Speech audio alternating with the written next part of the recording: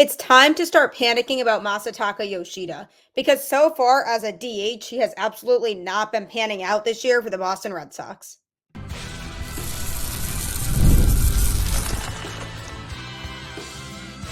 You are Locked On Red Sox, your daily Boston Red Sox podcast. Part of the Locked On Podcast Network, your team every day. Hello and welcome to Locked On Red Sox, your daily Boston Red Sox podcast, part of the Locked On Podcast Network, your team every day. I'm your host, Gabby Hurlbut, former ESPN social media associate and current host of the Boston Balling podcast as well. And I am here to bring you the latest in all things Boston Red Sox, Monday through Friday, straight to your favorite podcast feed. And want to know the best part? It's all free. So if it's free, you might as well check it out because why wouldn't you? I mean, take advantage of it, right? Locked On is your team every day. Today's episode is brought to you by PrizePicks, the easiest and most exciting way to play daily fantasy sports. Go to prizepicks.com/LockedOnMLB and use code LockedOnMLB, all lowercase, for a first deposit match up to $100. Welcome to today's episode of the show. And on Locked On Red Sox, I like to let you know that we are dependent on how the Red Sox play for how the mood of the show gets determined. I mean, it's only natural for a Red Sox fan to be disappointed if the Red Sox lose, or for a Red Sox fan to be happy if the Red Sox win. And they have been playing good baseball lately overall, and they've given themselves a very good chance to make a playoff run this year, which is very exciting and something I don't think a lot of people would have felt like they could say in April or even May. So I'm going to be going over a little bit later on today's show whether the Red Sox should be buyers or sellers at the trade deadline and a potential move we could see if they decide to take the buying route. And I'm also going to be discussing concerns for Masataka Yoshida because he has been absolutely abysmal for the Red Sox since coming back from the injured list. And the Red Sox also had a busy day Monday in terms of making some roster moves. So I'm going to be going over those as well. But first, when it comes to Masa, he has been so frustrating to watch at the plate.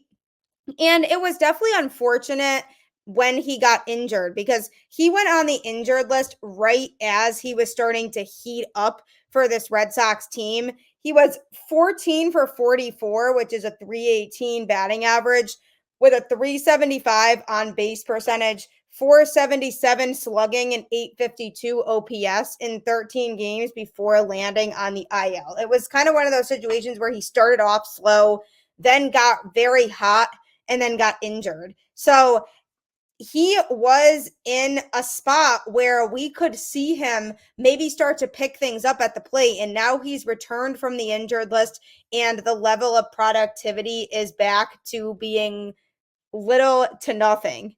It's been pretty bad. Since coming back from the IL, he's 4 for 34 with a batting average of 118 with a 189 on base percentage, 147 slugging percentage, 336 OPS, 1 double, 1 RBI, 2 runs scored, 2 walks, and 5 strikeouts over 9 games since returning. It's been bad. He spent from May 1st to June 11th on the IL with a left thumb strain, but he did discuss his swing and said he doesn't think he has any problem with his swings as of now. What? I mean, there are a lot of concerns here. All of his starts this season have come at DH. He's played just 1 inning in left field, and this is all after he started 84 games in left field and 49 games at DH last year. Alex Cora basically said on June 11th that the Red Sox have given no thought as of now to playing Yoshida in the outfield. He really needs to nail his swing. And I thought that by him playing DH primarily this year and not having to worry as much about his defense, that his productivity at the plate would be very high because he wouldn't have to focus on perfecting his defense, which was a significantly weaker part of his game. And he just only had to focus on making sure that he was approaching his plate appearances in the best way that he could. But he did come out and say that he misses playing in the outfield and wants to get some more reps there. But that doesn't really make sense for what the Red Sox are doing right now. Their outfield is packed right now. I mean, maybe there's an opportunity next year because Tyler O'Neill will be a free agent and Rob Refsnyder has a player option for next year that he can choose to exercise or not. So if those two guys are no longer on the roster next year, then maybe Yoshida gets some work back in the outfield. But it doesn't seem like it's part of the Red Sox plan, as it shouldn't be, because if he were to get back in the outfield, that would be a downgrade in terms of defensive productivity out there. He is not a good defender. He made tons of errors out there last year. So I hope the Red Sox continue to just have him play DH right now, because he really needs to be focusing on perfecting his swing. And that's the area at which he could best be utilized for Boston, is in the designated hitter role. So we need him to continue to improve at the plate, and that is the biggest thing. He went from 713 and a third innings in the outfield last year to not playing in the outfield at all this year. And I get that that can be difficult, but the priorities of the Red Sox right now involve him playing DH cleanly and playing it well. The Red Sox rank 22nd in the majors in DH and slugging percentage, and that is not very good. They need that position to be able to step up, and it's just tough that he's batting just 228 with a 302 on base percentage, 316 slugging percentage, 617 OPS, 2 homers, 4 doubles, 12 RBIs, 14 runs, 8 walks, and 16 strikeouts over 33 games this year. And he signed for 5 years, $90 million.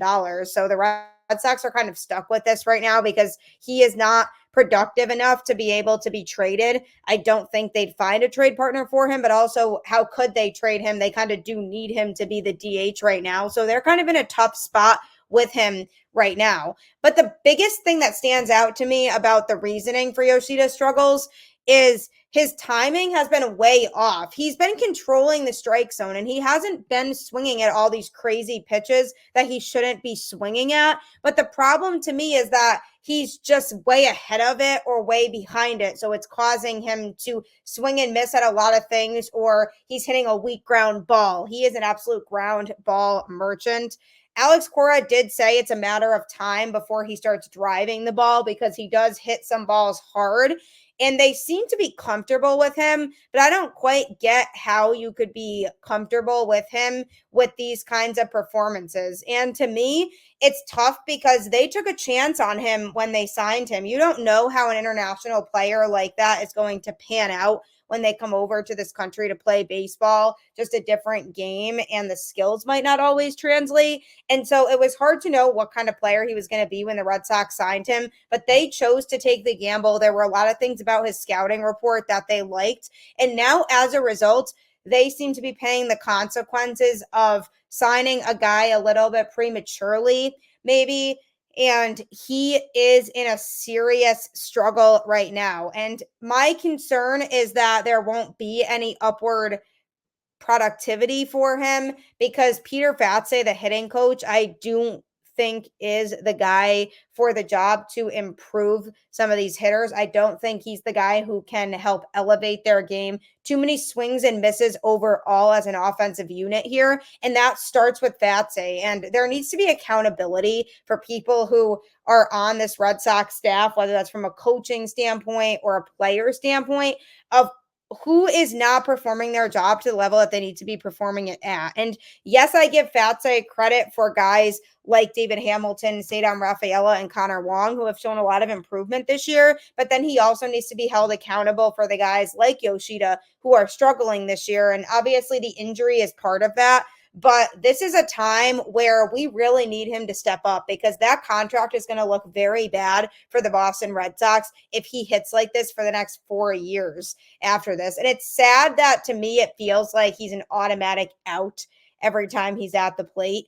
And that is truly unfortunate, but he is not getting that good sense of hitting the ball hard and utilizing the field and being able to find open spots. He's just not doing that. And it's really a matter of him trying to continue to improve in the area of hitting the ball hard and just trying to make good contact and the timing of it, because he is just letting these fastballs blow right past him. So hopefully he can continue to improve. But right now, I am not high on him at all. I think we need to do some serious reevaluation of what we're going to do with him moving forward, because this is a little bit scary that the Red Sox are paying him this kind of money and he has not been able to hit and perform to the expectation that the Red Sox have wanted him to. So hopefully he can turn that around and be able to be somebody we can rely on. But until that happens, I am not confident.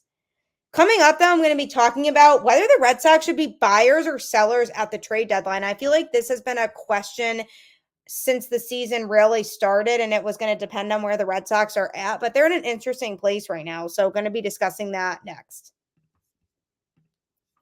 Here on Locked On Red Sox, we pride ourselves on getting you the latest news for your team. Whether it's the offseason, the draft, spring training, or the playoffs, it's year-round. You know what else is year-round? Collection season. Just because tax season is over doesn't mean the IRS will stop coming after you for unfiled taxes. The IRS can garnish your wages, levy your bank accounts, and even seize your property. Don't let the IRS target you. Let the licensed professionals and tax experts at Tax Network USA go to bat for you.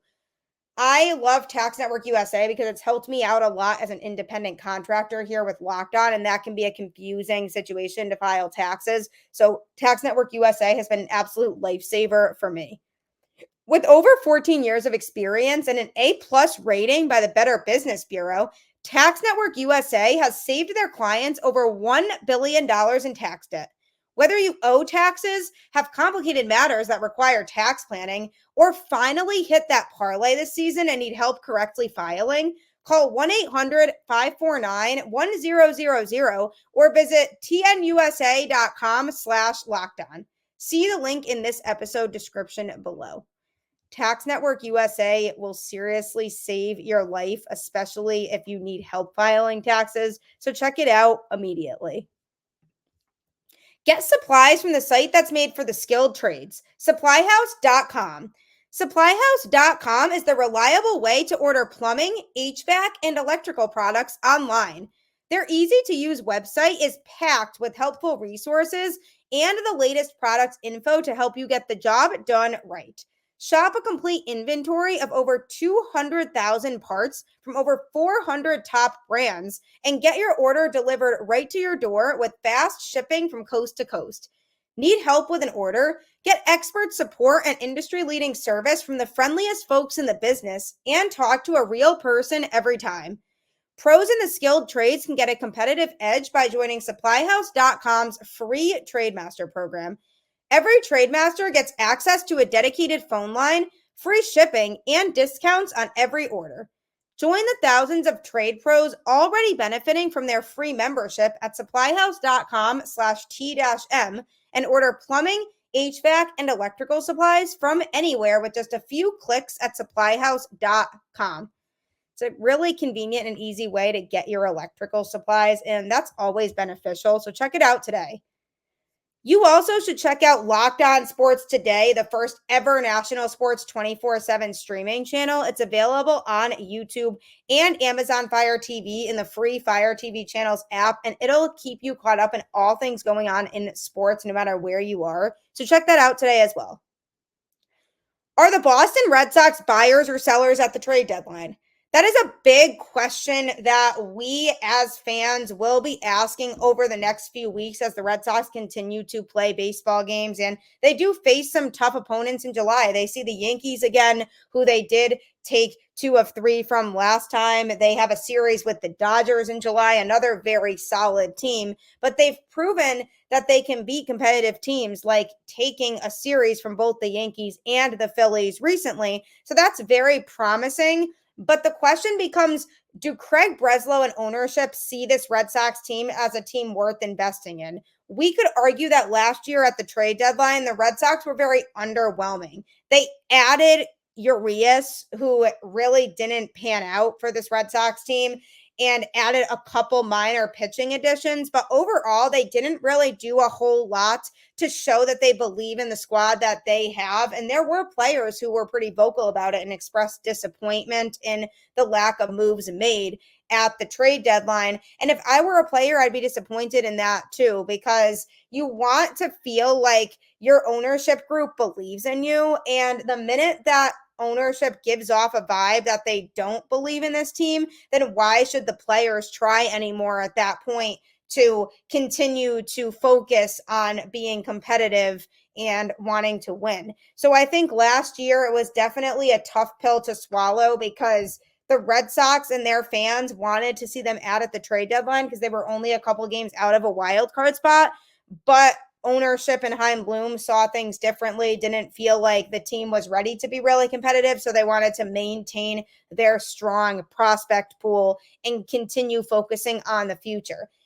Now, this year, with the Red Sox being in the spot that they are and being in that wild card spot right now, they are very much on the cusp, bouncing in and out of a wild card spot, lingering within 1 to 2 games of that spot, switching places with the Royals.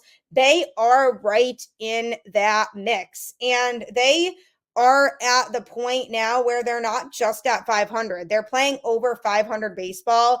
And to me, they are a competitive team that is showing signs that they can contend.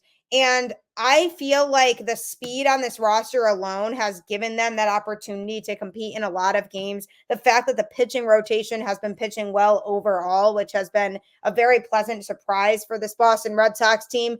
And they've been able to seemingly start to put things together with guys developing and panning out to be the player that the Red Sox want them to be, is all very good signs for Boston. So the question becomes, say the Red Sox are in this same spot when the trade deadline is approaching, if they are maybe 1 game out of a wild card spot, or they are in that third wild card spot and they are ready to keep approaching the situation as if they want to win games and make the playoffs, and they keep eyeing that postseason party, what does Breslow do to take action?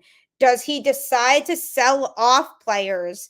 In which case, if he takes that route, I could see Tyler O'Neill being on the move, because he is going to be a free agent anyway. So I could see it being a situation where the Red Sox trade him to a team that is okay with having a rental, because he's going to help them win the World Series this year, because maybe a team needs a highly competitive defensive outfielder. So that could be an option. I could also see them packaging in Chris Martin or Kenley Jansen in a trade, or possibly both. I mean, the Red Sox do need a closer, and Kenley has been pitching very well this year in that role. So if the Red Sox do decide that they are going to sell, Kenley Jansen would probably get a very good return for a team that just wants a lockdown guy to close out games into the playoffs and help them win the World Series. And for the Red Sox, they can move some guys around and use the rest of the season as a way to experiment with other players pitching in that closing spot if they do decide to trade Kenley, and then figure out who makes the most sense to be the closer moving forward. Or they can move Chris Martin, who struggled a bit to start the season and then took a bit of a break, wanted to take a step back due to some problems he was having with anxiety. And now he's come back, and he's been pitching very well since he's gotten back from the IL. So it's nice to see him back, looking confident out there and looking to win games. So Chris Martin is another possibility of somebody who the Red Sox might decide to move if they are feeling like, we're not going to contend this year, so we might as well trade aging veterans who could help another team now, but probably doesn't make sense for the future. So that's another name that's popping into my head, as well as possibly Nick Pivetta, who this year as a starter has overall been decent, but still has a problem with giving up home runs. And if there is a team out there looking for a middle of the road starter, Pivetta could be a good addition for a team like that as they look to shape out their postseason rosters. So I could see Pivetta possibly being moved, especially with the way that Cooper Criswell has pitched out of the Red Sox rotation this year. If Garrett Whitlock comes back healthy next year, they keep him in the rotation and they could have Criswell as that fifth starter, and then they move Pivetta at the trade deadline this year. So that's another possibility. If the Red Sox do decide to sell, they would be in a good position to get good return on some of these players because these guys are playing well. And that is the thing, is they want to get as good of a return as they can on prospects if they are going to move some of these guys, in which case I do feel like they could be successful with that. But if the Red Sox are in contention and they are sitting in a wild card spot or maybe 1 or 2 games out of one, I would like to see them add and really invest in a team that could compete this year. And it doesn't have to be some big blockbuster move, but adding maybe a pitching arm or something like that could be very valuable for this Red Sox team. One possibility for the Red Sox at the trade deadline, if they do decide to buy into this team, could be left-handed pitcher Tyler Anderson, a 34-year-old from the Angels. He currently sports a 2.48 ERA through 15 starts with a 6-7 record overall. The Angels are 30-46 and hold the third worst record in the American League, so they are likely to for sure be sellers at the deadline. He signed for $13 million this season and next, but given the need for rotation help around the league, the Angels are likely to have suitors if they opt to move him. He's been very good as of late, pitching to a 2.00 ERA in 45 innings over his past 7 starts. So he could be a viable option if the Red Sox do want to add an arm or two to their staff as the trade deadline gets closer. But he does have advanced metrics that suggest that he might not be able to sustain his current ERA standards, especially at Fenway Park. So that's one thing to be concerned about and look out for with him. Another part of this is that the Red Sox might not be buyers at the deadline, or they might do this half buying, half selling thing, 1 foot in, 1 foot out, which I absolutely hate that they've done before, like they did in 2022 when they bought and sold at the deadline. I would like them to just commit to one or the other. So that's another thing to keep in mind here too, is are the Red Sox willing to invest in this team? If they are, that could be a viable option as somebody who is not crazy expensive, because he's not the ace of the pitching staff or anything like that for the Angels, but he's somebody who could provide depth to a Red Sox pitching staff that could always use it as they get into the late months of the season. But it's going to depend on how July goes for this Red Sox team. They did not have the best April, and an even worse May they had. And then June has been a very fun month for this Red Sox team. They've been playing good baseball, and it's nice to see that. But can they keep that up? If they can keep that up in July, then it will be a lot easier to buy into this team and its potential later on to be able to be a contending team that has a solid chance to make a deep playoff run. So that's all what it's going to come down to. I feel like Breslow is the type of guy who would not be afraid to pull the trigger on adding pieces at the deadline if he has permission to do that. But I think that everything he does and the moves he makes are dependent on ownership and him following their lead. Is ownership willing to invest in this team? Are they willing to add some pieces that might be more expensive for the Red Sox to be able to contend? If they are okay with it, I feel like Breslow would make some moves to add pitching at the trade deadline and try to have somebody be brought in who won't be super expensive and they won't have to give up a lot of their young talent and core for the future for it either. But my concern is John Henry and ownership. Will they allow that to happen? Do they feel like this Red Sox team is worth investing in? These players want to win. It's so obvious. And it would just be very shameful if Red Sox ownership said, never mind, we don't believe in this team. So I'm really hoping that they do, because this team's fun to watch and I feel like there's a ton of potential there. Coming up, I'm going to be talking about a plethora of roster moves that were made for the Boston Red Sox on Monday. They were pretty busy, so that's coming up. If you're looking for a fun way to play daily fantasy sports, you should check out PrizePicks today. PrizePicks is America's #1 daily fantasy sports app with over 5 million active members. PrizePicks is the easiest and most exciting way to play daily fantasy sports. Unlike other apps, on PrizePicks, it's just you against the numbers. All you do is pick more or less on 2 to 6 player stat projections and watch the winnings roll in. Get in on the daily action with your friends and become part of the PrizePicks community today. You can now win up to 100 times your money on PrizePicks with as little as 4 correct picks. You can turn $10 into $1,000. If you're looking for promotions, PrizePicks has got you covered every week. From lowering select players' stats projections on Tuesdays to help your lineup hit, or getting your entry fees back if you have a losing lineup on Fridays, PrizePicks can help you out in so many different ways. All you have to do is download the PrizePicks app today and use code LOCKEDONMLB for a first deposit match up to $100. That's code LOCKEDONMLB on PrizePicks for a first deposit match up to $100. Pick more, pick less. It's that easy. It's PrizePicks. It certainly is that easy, and you could become addicted and have a good time with it. So check out PrizePicks today. This is also your reminder to check out Locked On Sports Today on YouTube or Amazon Fire TV in the free Fire TV channels app, as we have launched the first ever national sports 24/7 streaming channel on YouTube, so that you can stay caught up in all things going on in sports. No matter what's going on or what time zone you're in, all of our experts here at Locked On will keep you updated. So check that out today on Amazon Fire TV or YouTube.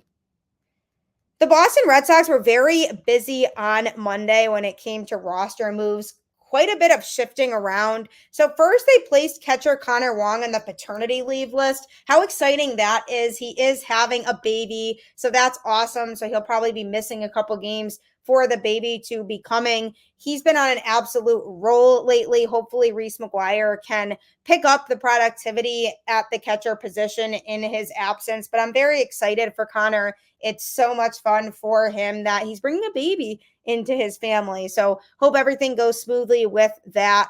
The Red Sox also recalled catcher Tyler Heineman from AAA Worcester as a result. So he will serve as the backup catcher, with Reese being the #1 in Connor Wong's absence. Tyler Heineman has not had really any time at all up in the majors, so it'll be tough to really tell what kind of performances he's going to come and show up with, but he likely won't even be in the lineup because they'll probably opt to use Reese primarily in Connor Wong's absence. So then the Red Sox also recalled pitchers Isaiah Campbell and Josh Winckowski from Worcester. And as a result, they optioned left-handed pitcher Cam Boozer and right-handed pitcher Brad Keller to Worcester. So lots of moves to be had. The first one for Isaiah Campbell, who struggled this year early on in the season. He sported a 12.79 ERA before going on the injured list. His last game up in the majors was April 11th versus the Orioles, when he gave up 5 earned runs over just 1 inning pitch. His outing before that was the day before on April 10th against the Orioles. He gave up 3 earned runs in that game over 1 inning pitched. So he has been a struggle, and I am hoping that changes. I'm hoping that some time spent down at AAA can help him to come up and be productive on the mound for the Red Sox this time around, because he seriously struggled and was not the pitcher that I wanted to see from him. So maybe things have changed and we'll see a more dominant version of Campbell.